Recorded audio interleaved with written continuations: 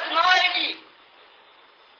کہ اگر کسی نے نہیں کہا ہے تو میں غلام ہوں، چلو اصل اللہ کے ہاں وہ جواب دے، لیکن میں کیا جواب دوں گا؟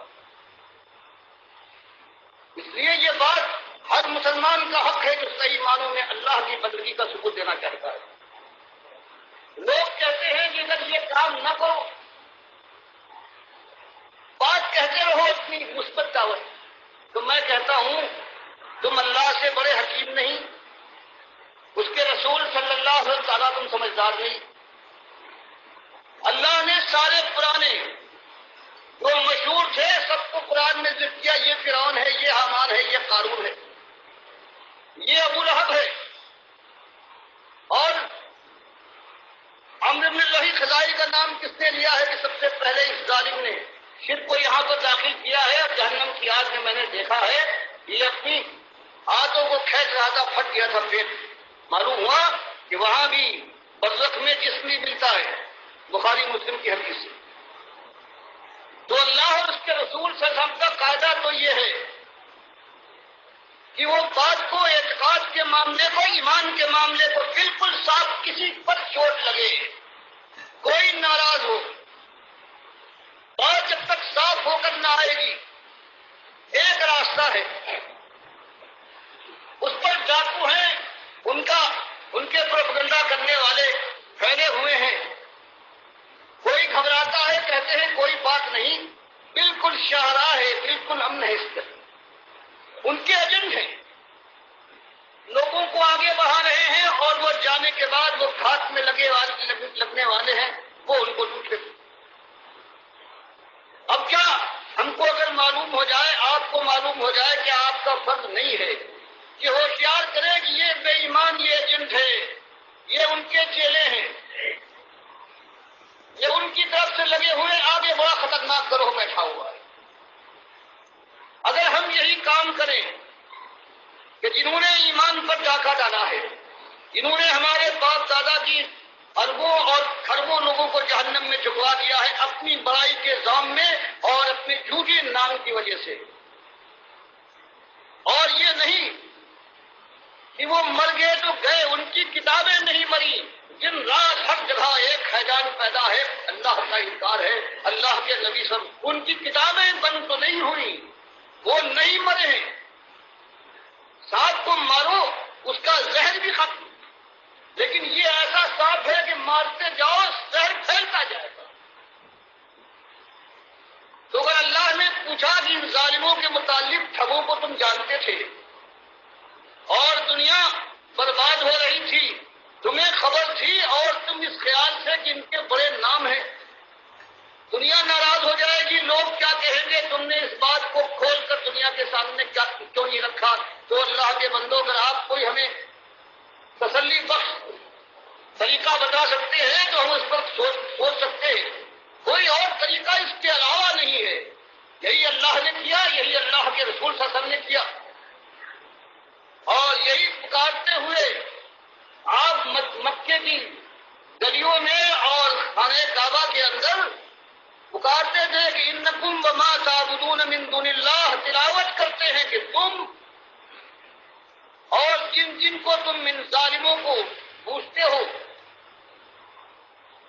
سوائے اللہ نے تفسیر فرما دی کہ جو خود مومن نیک تھے ان کی بات اور ہے، کسی نے زبردستی کی ہے، جنہوں نے اپنے کو پجوایا ہے، یہ سب حسب جہنم، یہ سب جہنم کا ایندھن ہوں گے، انتم لہا واردون، اس پہ داخل ہو سکو گے۔ یہ معمولی اور ڈھیلی بات ہے، اور جب یہ بات جمع مرضی کے ساتھ آتی ہے اس کے بعد کہیں صحیح معنوں میں انسان کھٹکتا ہے، کان کھڑے کرتا ہے، سوچنے پر مجبور ہوتا ہے، اور پھر چونکہ یہ حق ہے پھر اس کو قبول کرنے والا بن سکتا ہے، اس کے علاوہ کوئی اور راستہ نہیں ہے۔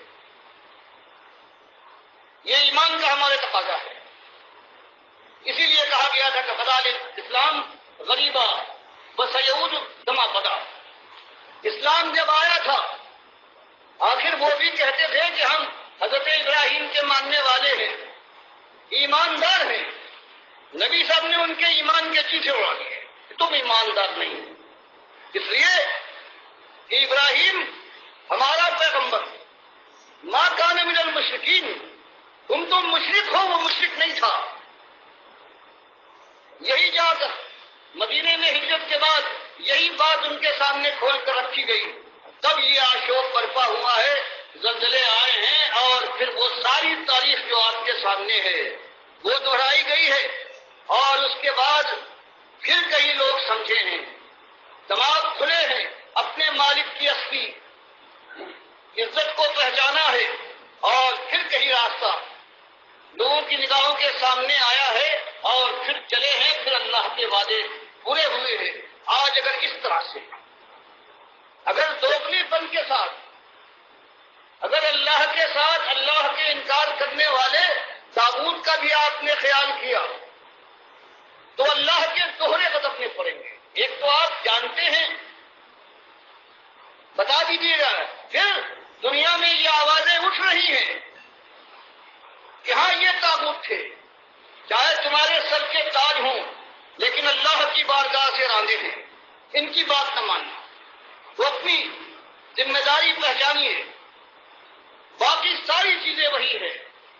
تھوڑی سی خلوص کے ساتھ، بالیدگی کے ساتھ، کہ نمازوں کے اندر روزہ کوئی نئی چیز آپ کے سامنے ہم کیا پیش کر سکتے ہیں جو اللہ کی کتاب اللہ نبی سامنے نہیں پیش کر، اس کے علاوہ کیا پیش کر سکتے ہیں؟ ہم کہتے ہیں وہی بات، اس سے پہلے یہی ہوا ہے کہ ایک پیغمبر آئے ہیں عیسیٰ علیہ السلام، ہزاروں لاکھوں کی تعداد ہے یہودیوں ماننے والے، توریت پر ایمان لانے والے، جو توحید کے راستے سے ہٹ گئے تھے۔ جب انہوں نے آ کر یہ بات پیش کی ہے تو ایک نبی کے ساتھ کیا کیا ہے دنیا والوں نے؟ کتاب کے ماننے وہ کہتے ہیں کہ بھائی میں انکار کرنے نہیں آیا، میں توریت کا مصدق ہوں، جو تم نے اپنی طرف سے اس میں ملا لیا ہے اس کا میں انکاری ہوں۔ یہی ہمیں کرنا ہے کہ قرآن و حدیث میں کون کس کی ہمت ہے، ایک معمولی چیز کا کوئی فرق کر سکے اور وہ کافر ہونے سے کیسے بچ سکتا ہے؟ ہم تو صرف ادھر اس کے گھروں میں آگ لگی، اس کے شہر یوں اجڑے، اس کی آبرو کے کفن تار تار ہو گئے، لیکن پھر ہمت جواب دیتی ہے کہ فلاسفے کی طرف دیکھو، کیونکہ وہ ایمان کی مردانگی کہاں ہے؟ مالک کا کہنا یہ ہے کہ ہم ان کے ساتھ ہیں جو ہماری بات کہیں اور جم جائیں، ہم اپنے رسولوں کے ساتھ ہیں، ہم مومنین کے ساتھ ہیں۔ یہ روش پیدا کیجیے، دنیا کے اندر غریب اور پردیسی بن جائیے۔ لڑائی جھگڑے کو نہیں کہتا، ہمدردی ہو، دنیا والوں سے آپ کی طرف جا رہے ہیں، ان کو آپ سے بچانے کی کوشش کرنا ہے، لیکن وہ تعلقات، وہ محبت اور دوستی کے انداز، وہ شرمندگی کی بات پہ کہو دوست سے کہیں پرانا مان جائے۔ لوگ بہت اچھا سمجھتے ہیں اگر توحید کی بات اور شدت کی چھوڑو گے تو مشکل پیدا ہو جائے گی، یہ نامردی ہے۔ اس نامردی کو نکال کر پھر اللہ اپنے مالک کے وقار کو پہچان کر کسی سے بلا وجہ حق کے خلاف کوئی بات نہیں کہنا، لیکن اللہ کی بندگی میں یہ جرأت عزت نفس کو ہونا چاہیے کہ بڑا اس سے دنیا کو اللہ کے راستے سے ہٹایا ہے، اللہ کی بات کا انکار کیا ہے، صاف اعلان کر دو کہ میں اس کا بندہ نہیں، اپنے مالک کا بندہ ہوں۔ یہ ایک بات ہے انتہائی سخت، یہ کڑی اور مشکل بات ہے، اس کی درخواست کرتا ہوں۔ یہ بات اسی لیے سوچ سمجھ کر اس راستے میں جس کو آنا ہے، بہرحال یہ بات کبھی برداشت نہیں کی ہے کسی قوم نے، لیکن اللہ کا اس سے وعدہ ہے کہ جب بھی آئے ہو، جب خیر آئے اس کے انداز سے آئے گا، اس کے علاوہ کوئی انداز نہیں۔ جب تک ایمان کو بالکل صاف نہ کر دیا جائے گا اور بڑے چھوٹے کا کوئی خیال، کوئی عالم اور فاضل، کوئی امام زیادہ اللہ کے راستے میں روڑا نہ اٹکا پائے گا، اس وقت کئی راہیں کھلیں گی، اللہ کی رحمتوں کے فرشتے اتریں گے، مالک سکینہ نازل فرمائے گا، اسباب کا وہ انتظام کرے گا، اور معلوم نہیں 10 سال لگے، 10,000 سال لگے، وہ دن بھی بخاری اور مسلم نے جو بیان کیا ہے وہ دن بھی آ جائے گا۔ اس زمین کے اوپر سوائے مومنوں کے ایک کافر نہ ہوگا، اس لیے جزیہ ختم کر دیا جائے گا جو کافروں سے لیا جاتا ہے۔ عیسائیت کا جو آج زور و شور ہے، فرمائے عیسائیت کا نام نہ ہوگا، صلیب توڑ دی جائے گی، پھر دین کا پتہ نہ ہوگا۔ یہ بخاری مسلم دونوں نے اس حدیث کو بیان کیا ہے۔ مسلم میں ایک اضافہ ہے کہ 7 سال اس زمین پر اس زمانے میں ایسے گزریں گے کہ سب مومن ہوں گے، اور 2 مومنوں کے درمیان کوئی بغض، کوئی کینہ، کوئی لڑائی اور کوئی حسد نہ ہوگا۔ گویا جنت میں جو ہمیشہ مومنوں کو اس حالت میں رہنا ہے، 7 سال کے لیے یہ دھرتی کی آنکھیں بھی اس منظر کو دیکھ لیں گی۔ تو اس کے لیے کوشش جاری رہے اسی سمت، اور اللہ 10 سال میں وہ دور لے آئے تو مالک کی قدرت سے کوئی چیز بعید نہیں ہے۔ اس میں 100 سال لگے، یہ 1000 سال لگے، جب آئے گا وہ دور آئے گا تو اسی انداز سے آئے گا جو اللہ نے بتایا ہے، اللہ کے رسول صلی اللہ علیہ وسلم نے فرمایا۔ دنیا بنے گی، دنیا میں عزت تمکنت ملے گی، خلافت ہوگی، امن و امان ہوگا، اور آخرت میں جنت کی بادشاہی سے سرفراز کیے جائیں گے۔ یہی ایک انداز ہے۔ مالک نے قرآن میں فرما دیا، یعبدوننی لا یشرکون بی شیئا، ایک ہے کہ مجھے اپنا اکیلا مالک مانے اور میرے ساتھ کوئی شریک نہ ٹھہرائے۔ اور میں نے بتایا کہ پورے پاکستان کے پورے مسالک کے لوگ ہیں جن کے اندر کفر و شرک ہر ایک میں، بعض میں اوپر تک، بعض میں چھلکتا ہوا، بعض کے اندر اس کے پینے میں بیٹھا ہوا ہے، لیکن اللہ کے یہاں معمولی ایک شرک، ایک نجس، ایک ذرہ ہے، اللہ کو قبول نہیں ہے۔ اللہ کبھی اس کو معاف نہ کرے گا۔ اس لیے اللہ سے توفیق مانگیے، اور یہ کام ہو رہا ہے۔ اللہ اس کا آواز میں اضافہ فرما رہا ہے، بات پہنچ رہی ہے۔ تو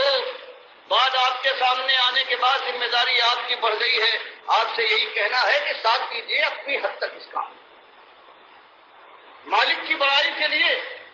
اگر ایک مالک کا غلام اپنے وہ کہنے والا آگے نہیں بڑھتا ہے تو اس کا دعویٰ کیسے قابل و قبول ہو سکتا ہے؟ ورنہ وہ دن تو دور نہیں ہے کہ آپ کے بھی بازو اگر اٹھانا چاہیں تو آپ نہ اٹھا سکیں گے، سینے کے پڑے ہوں ڈھلک جائے تو روک نہ سکیں گے، پنڈلیاں بعد نہ اٹھائے گی، بلکہ اگر آپس میں چمٹ جائیں تو الگ کرنا بھی بس کی بات نہ ہوگا۔ یہ آنکھیں جو آج اللہ کی بات کی پرواہ نہیں کرتی، مٹکتی رہتی ہیں، یہ جب چڑھیں گی تو گھر والے ہیں وہ ڈریں گے اور آنکھوں پر پٹیاں باندھیں گے، منہ کھلا رہ جائے، یہ اللہ کی حرام کے اوپر سبقت کرنے والا، تو اس پر ڈھاٹا باندھا جائے گا۔ وہ دن تو آنے سے پہلے اللہ کی بات کو پورے شعور کے ساتھ قبول فرمائیے، اور اللہ نے جو فرمایا ایمان لا کر عمل صالح کر کے پھر یہی دعوت حق ہے، یہ بلند ہو اور اس راستے کی چوٹیں سہلاتے ہوئے، زخم چاٹتے ہوئے شیرانہ وار منزل تک پہنچ جاؤ۔ موت منزل ہے، بس امتحان ختم ہوا، جنت کی بادشاہی کے مجھ پہ تم کو اسی وقت سنا دی جائے گی۔ اللہ مجھے بھی توفیق دے، پروردگار۔